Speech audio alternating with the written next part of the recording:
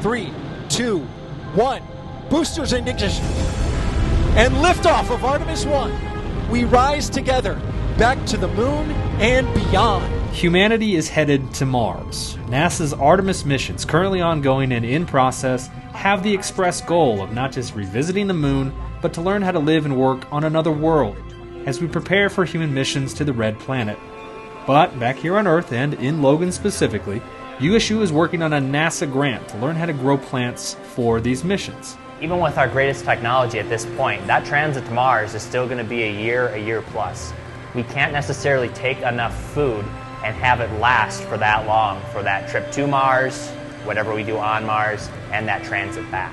So NASA tasked NOAA here, along with Bruce Bugbee, Lance Seefeldt, and other graduate and PhD students, in figuring out how we could grow plants like these lettuces with what's available on Mars. Mars has nitrogen in the atmosphere. It's plenty of nitrogen to grow plants for hundreds of people for 100 years.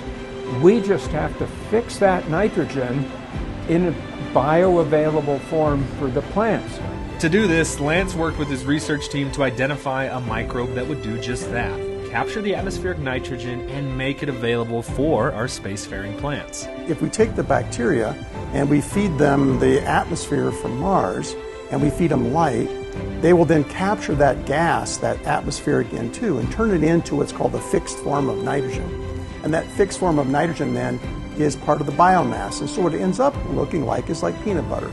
It's a dry, sort of wettish, dry paste that you could then use, that mobilize that to feed the plants in hydroponics. That means that the astronauts would only need to bring a starter kit of sorts, and then the whole system is designed to be recycled and recultivated time and time again. And this has applications here on Earth as well. So plants need nitrogen on Earth, of course, as well.